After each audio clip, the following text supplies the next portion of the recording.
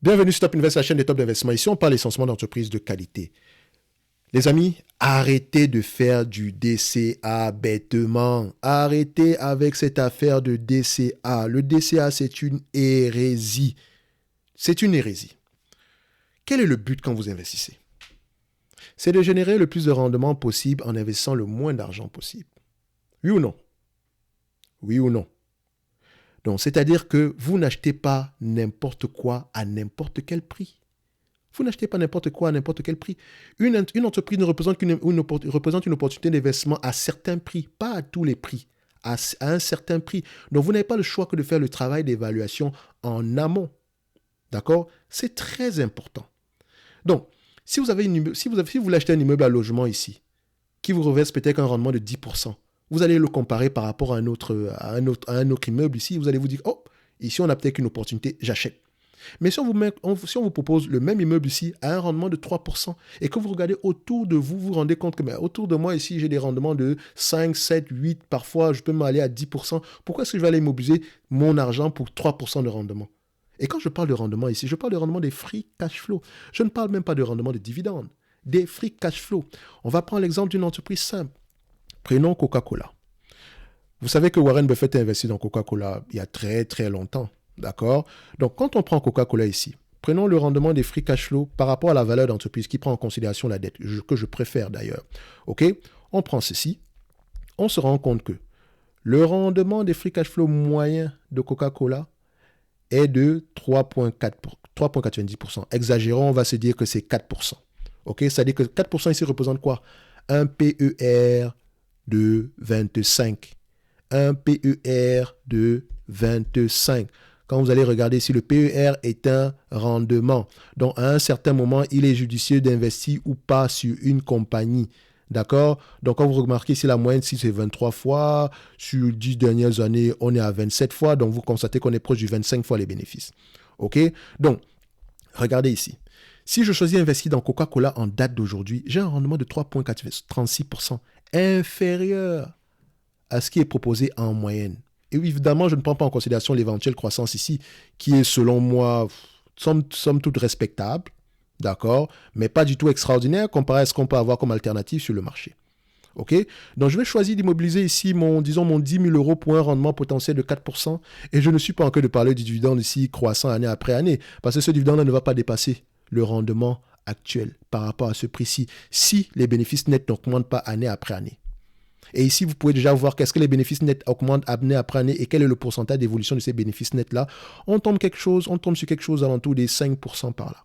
Donc, on pourra se dire ici, est-ce que c'est judicieux d'immobiliser mon capital pour une croissance des rendements à peu près de 5%? Non, je ne pense pas. Je pense qu'il y a une meilleure alternative sur le marché. Au mieux, cette compagnie-ci serait correctement évaluée. Mais si vous m'avez proposé la même compagnie en 2021, je l'aurais acheté. D'accord? En 2015, je l'aurais peut-être acheté, il faut préciser. En 2010, je l'aurais peut-être acheté. En 2005, je l'aurais peut-être acheté. Et quand on regarde ici le graphique, ici, qu'est-ce que vous constatez? Entre 2004 et 2005, bon prix, prix intéressant, baisse. Entre 2008 et 2010, prix intéressant. Entre 2000, par rapport à la moyenne, entre 2012 et ici, voilà, le prix est intéressant également. À ce niveau-ci, on pourrait se dire que le prix également est intéressant. À ce niveau-ci, on pourrait se dire que bon, ça va, c'est assez correct. Mais à partir d'aujourd'hui, c'est sûrement pas ça. D'accord? Je ne dis pas que le prix est mauvais aujourd'hui, mais il n'est pas extraordinaire non plus. Donc, si cette entreprise vous distribue la totalité des free cash flow, tout en prenant en considération la dette qu'elle a présentement ici, vous aurez un rendement ici de 3,35%. Est-ce qu'il y a une alternative sur le marché? Évidemment. Quand on regarde l'alternative, qui est peut-être Alphabet ici? Oui, ils ne font pas la même chose, d'accord? Mais qui parmi vous peut dire que c'est une mauvaise entreprise ici, Alphabet? D'accord? Prenons Alphabet ici. Quel est le rendement d'Alphabet en date d'aujourd'hui? Le rendement est de 5,29%. Et encore, la croissance est à peu près aux alentours de 20%. Sur les 5 dernières années comme sur les 3 dernières années. Donc, on peut clairement se dire ici qu'on peut au moins avoir du 10% dans le futur. Même si on reste à ce niveau-ci, ça donne déjà un rendement plus élevé que ce que Coca-Cola nous propose. Pourquoi je vais immobiliser mon capital ici? Vous pouvez faire uniquement du DCA avec les dividendes. Donc, une fois que vous recevez vos dividendes, achetez de nouvelles actions avec point barre. Mais n'immobilisez pas un nouveau capital ici. Vous allez vous retrouver en train d'investir 100 000 pour générer un rendement de 10 000 euros, alors que quelqu'un d'autre va investir à peu près 50 000 pour générer le même 10 000 euros. D'accord? C'est-à-dire que lui, il a un rendement sur coût plus élevé. Et c'est ça le but du game. C'est ça le but du game. Le DCA ici, c'est un argument marketing. Ne l'oubliez jamais. C'est que du marketing. C'est du marketing. Vous allez voir partout, on en parle. Sur tout et pour tout. Et les brokers sont champions du monde pour en parler. Quel est leur incitatif pour le faire? Uniquement le fait que vous n'ayez pas peur d'investir le plus d'argent possible. Et évidemment, il ne faut pas avoir peur d'investir beaucoup d'argent quand on a de la conviction. Quand vous avez une entreprise qualitative qui a un bon prix, vous investissez massivement, tranquillement. Un argent que vous êtes prêt à payer normalement, mais personne n'aime payer cet argent-là. D'accord? Donc, ça reste également ici. Avec le DCA, on se dit que ouais, à la hausse comme à la baisse, je vais avoir un prix intéressant à la fin de la journée. Mais vous allez le découvrir 30 ans plus tard. Et ça ne veut pas dire que le risque, ce n'est pas une question de variation du prix. Le risque ici, c'est une question ici comment on appelle ça? Le risque ici, c'est la perte permanente du capital. Donc, pour courir le risque de perdre de manière permanente son capital, il faut que l'entreprise ici, le business sous-jacent, se détériore. Donc, vous n'avez pas le choix que de monitorer le business sous-jacent. D'accord? Le prix est bon, je monitore le business sous-jacent avant d'y investir. Aujourd'hui, si je possède du Coca-Cola, je dois me poser la question de savoir, est-ce qu'il serait judicieux d'investir sur Coca-Cola en date d'aujourd'hui? Ma réponse est tout simplement non. Est-ce que ça veut dire que je vais vendre du Coca-Cola en date d'aujourd'hui? Non plus, parce que je considère qu'on est correctement évalué ici. Par rapport aux perspectives d'avenir, ça va, c'est correct, il n'y a rien d'extraordinaire. Donc, mon 100$ ou bien mon 100 € que je voulais investir ce mois-ci va peut-être être orienté vers une entreprise comme Google, qui me représente un rendement de 5%, tout en me permettant d'avoir un potentiel de croissance supérieur à 10%. Donc, mon rendement potentiel par rapport à mon coût d'acquisition pourrait être plus élevé. Posez-vous la question. Pourquoi est-ce que Warren Buffett ne fait pas du DCA? Pourquoi? Pourquoi est-ce qu'il achète uniquement des entreprises à un certain niveau, après il arrête d'acheter tout simplement? Regardez, depuis qu'il a commencé à acheter du occidental ici, il n'arrête juste pas. Il continue. Parce qu'il croit que l'entreprise est sous-évaluée.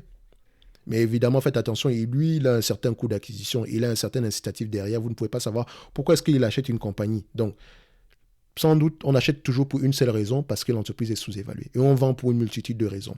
Regardez son investissement sur Coca-Cola. Pourquoi il ne fait pas du DCA sur Coca-Cola? Pourquoi? Tout simplement parce que l'entreprise, selon lui, est à un niveau assez correct. D'accord? Il ne fait pas de DCA. Depuis les 20$ ici, 20, 25, il n'achète pas plus que ça. Vous n'avez même pas vu que sa position augmente de un seul petit pourcent. Pourtant, il reçoit d'énormes dividendes ici. Le dividende ici représente à peu près, par rapport à son prix d'acquisition, il a acquis au total ici, il a investi près de, pas investi, mais cette valeur est de près de 22 milliards ici, mais je pense qu'il avait investi moins une centaine de millions par là pour cette compagnie ici. Et c'est tout simplement extraordinaire le rendement actuel. Ok? Pourquoi il n'investit pas plus? Si l'entreprise est sous-évaluée, pourquoi il ne fait pas de DCA? Pourquoi les pros ne font pas le DCA? Pourquoi est-ce que vous ne verrez jamais un investisseur qualitatif, d'accord, qui a de la performance à long terme venir faire du DCA? Pourquoi? Pourquoi c'est uniquement sur des trucs comme YouTube, des blogs ou bien chez vos brokers que vous allez entendre parler du DCA? Tout simplement parce qu'il y a un incitatif derrière. Celui qui va vous encourager à faire du DCA, il ne vous dit pas une chose, on ne fait pas du DCA. On fait du DVA. On fait du Dollar Value Averaging. Donc pour chaque dollar investi, mon rendement espéré devrait être plus élevé. C'est tout. Pour chaque dollar investi, mon rendement espéré devrait être plus élevé. Et non le fait que d'investir uniquement, d'investir uniquement une certaine somme mois après mois, sans prendre en considération le prix de l'entreprise. Non, pas du tout. En faisant du DCA, vous courez le risque d'investir beaucoup plus d'argent pour un rendement minime. Alors qu'en faisant du DVA, vous courez le risque d'investir le moins d'argent possible tout en générant le plus de rendement possible. Ce n'est pas parce que vous allez investir 50 000 $ que vous allez forcément avoir moins que quelqu'un qui va investir 100 000 $. Tout dépend de votre prix d'acquisition. D'accord? Donc, prochainement, avant de faire du DCA, posez-vous la question, est-ce que l'entreprise est correctement évaluée, sous-évaluée ou à peu près, correctement évaluée, surévaluée ou sous-évaluée. Vous avez 3 choix. Si elle est correctement évaluée, on peut peut-être faire du DCA. Si elle est surévaluée, de combien? Peut-être, si je veux faire du DCA, au lieu de mettre $100, je mettrai moins que ça. Je vous prends l'exemple de Coca-Cola. Admettons que la moyenne ici, c'est 4%. D'accord? 4%, c'est la moyenne. En date d'aujourd'hui, Coca-Cola me donne un rendement. 4% ici, ça représente à peu près un PER de 20. D'accord? En date d'aujourd'hui, Coca-Cola ici me donne à peu près un rendement de 3,35% par rapport au free cash flow actuel. Et attention, vérifiez bien que les free cash flow sont à peu près stables, que les free cash flow ne soient pas moins élevés qu'une période précédente. Il faut que, ici, la stabilité des free cash flow est importante. OK? Donc, ça veut dire que moi, aujourd'hui, d'accord, au lieu d'investir mon $100 sur Coca-Cola, dont 100% de ce que je devrais investir chaque mois, par mois, admettons que j'ai une allocation de $100, je vais investir à peu près 83% de ce $100-là. Donc, plus mon rendement des free cash flow espéré ici sera moins élevé, moins j'aurai tendance à investir. Si on passe sur un rendement de 2%, au lieu d'investir ici $100, je vais investir $50. Si on passe sur un rendement de 1%, au lieu d'investir $100 ici, je vais investir de $25. Maintenant, si on passe sur un rendement de 6%, au lieu d'investir ici $100, je vais peut-être investir minimum $100 et plus, soit $150. Si on passe à un rendement de 10%, au lieu d'investir $100, je vais peut-être investir ici quelque chose comme 10%, quelque chose comme 2,5 fois ma mise de départ. Donc 2,5 fois ce que j'avais prévu d'investir. Minimum $100 et plus. D'accord? Donc, plus le rendement diminue, moins j'aurai tendance à investir. Plus le rendement augmente, plus j'aurai tendance à investir. C'est ce qu'on appelle du dollar value average. D'accord? Sur les ETF, comment ça fonctionne? Admettons que la moyenne du S&P 500 ici, même pas admettons, vous allez regarder ici sur le site qu'on appelle Multiple, la moyenne du S&P 500 ici, inflation ajustée, c'est 16 fois les bénéfices. 16 fois les bénéfices, ça correspond à un rendement de combien? Ça correspond à un rendement de 6,25%. Quand en moyenne, quelqu'un qui investit ceux qui ont investi dans le S&P 500, le marché donne à peu près en moyenne 6,25%. Donc, quand le marché s'éloigne de 6,25% de manière négative, ça veut dire qu'il vous donne moins que 6,25%. Quand il se rapproche de manière positive, il vous donne soit un minimum de 6,25%, sinon plus que ça. Ça veut dire que quand on a un PER de 20 fois les bénéfices ici, d'accord, ça veut dire qu'au lieu d'investir $100, d'accord, sachant que la moyenne est de 16 fois les bénéfices, je vais mettre $80. Si on est à 40 fois les bénéfices sur le S&P 500, d'accord, je prends toujours mon 16, je divise ici par le PER actuel, j'investis uniquement 40% de la somme que j'avais prévu d'investir. OK? Et plus on se rapproche ici du 16 fois les bénéfices, plus je vais avoir tendance à investir. Admettons que le marché s'échange à peu près à 10 fois les bénéfices en date d'aujourd'hui. Donc, je prends mon 16 divisé par 10 fois les bénéfices. Au lieu de mettre $100, je mettrai $100 et plus. D'accord? C'est à peu près comme ça qu'on fait du dollar value average sur les ETF. Et encore, vérifiez bien que l'ETF est qualitatif. Donc, sur les actions également, vérifiez bien que l'action est qualitative. Parce que le DCA n'élimine pas le risque. Le DVA n'élimine pas également le risque, mais vous aurez tendance à générer un plus gros rendement par rapport à la somme investie. OK? Donc, ça ne vous épargne pas de lire les rapports financiers à chaque trimestre ou au moins 2 fois par an, savoir à peu près quels sont les risques à court terme ou à court terme et quelles sont les opportunités à moyen terme, long terme. Faites très attention. On n'investit pas uniquement parce qu'on verse un dividende de 2,82%. Coca-Cola, je vous ai dit que même si on verse le dividende, la totalité des dividendes ici en prenant en considération la dette ici, on n'ira pas plus loin que 3,35%. Donc, le dividende actuel ici aujourd'hui, je ne m'attends pas à ce qu'il aille plus que 3,35, je ne m'attends pas à ce qu'il soit plus élevé que ce qu'on a présentement ici, par rapport au prix actuel. D'accord? Pourtant, si je l'achète ici, je m'attends à ce qu'il soit au moins de 6%. Si on me distribue la totalité des free cash flow en dividendes, en prenant en considération la dette. Donc, comme je vous l'ai dit, faites attention au DCA. D'accord? On ne fait pas de DCA sur les actions. On n'investit pas bêtement à tous les prix. On investit uniquement parce que l'entreprise est sous-évaluée. D'accord? Uniquement. Et posez-vous la question, pourquoi est-ce que les pros ne le font pas? Pourquoi est-ce que c'est uniquement nous, ceux qui ont des formations ici de seconde main ou de troisième main? Pourquoi est-ce que c'est nous qu'on encourage à faire du DCA? Parce que vous allez avoir des exemples toujours. Hein. On va vous dire que voilà, si tu avais investi sur Coca-Cola en 1900, à tel prix, tu aurais eu tel rendement. Donc tu vois que le DCA, ça fonctionne. C'est toujours facile de regarder l'avenir par le rétroviseur. Oui, oui, j'ai bien dit, regardez l'avenir par le rétroviseur. Je dis bien le rétroviseur. C'est facile de regarder l'avenir par le rétroviseur. Mais en fait, en réalité, on regarde l'avenir au niveau du... Enfin, on essaye de regarder l'avenir par le pare-brise, donc en regardant devant soi et non derrière, si vous comprenez ce que je veux dire. OK? Donc, dès aujourd'hui, si tu avais institué un DCA mensuel sur une compagnie, c'est unique. Est-ce que tu t'es posé la question de savoir si elle est sous-évaluée? D'accord. Si elle est sous-évaluée, OK, fais ton DVA. Et n'appelle plus jamais ça du DCA. Donc, DCA ici, c'est un terme que nous, on ne connaît pas. C'est un terme qu'on n'encourage pas. On achète uniquement parce que c'est sous-évalué. Si c'est surévalué, on réfléchit à s'en séparer, d'accord? Mais on n'ajoute pas du tout. Ou auquel cas, si j'adore tellement cette entreprise-là et que je vais ajouter un tout petit peu, d'accord, je vais avoir tendance à moins mettre de l'argent. D'accord? Ceci n'est que mon avis sur le DCA. Vous comprenez? Je ne crache pas. En fait, je crache sur le DCA. Je veux le dire cash. Mais j'encourage le DVA. Parce que ça demande un tout petit peu d'effort. Donc, faites attention à ce qui ne demande pas d'effort en bourse. Parce qu'il n'y a aucun repas gratuit. Faites très attention par rapport à ça. Et je ne veux pas que mon discours ici, voilà, sonne alarmiste ni quoi que ce soit. Non. Quand vous vous posez la question à savoir est-ce que l'entreprise est sous-évaluée ou pas, ça prend 2 minutes pour calculer la valeur d'une compagnie. Ce n'est pas grand-chose. Hein. Mais le plus difficile ici, c'est surtout de comprendre ce que l'entreprise fait. D'avoir confiance à ce que l'entreprise fait, surtout en période difficile. Combien de personnes parmi vous auraient fait du DCA sur Coca-Cola entre cette période et cette période? Combien? Soyons sérieux. Peut-être que vous ne voyez pas ça ici, mais je vais le mettre ici en arithmétique. Combien de personnes auraient fait du DCA entre ici et ici? Combien de personnes?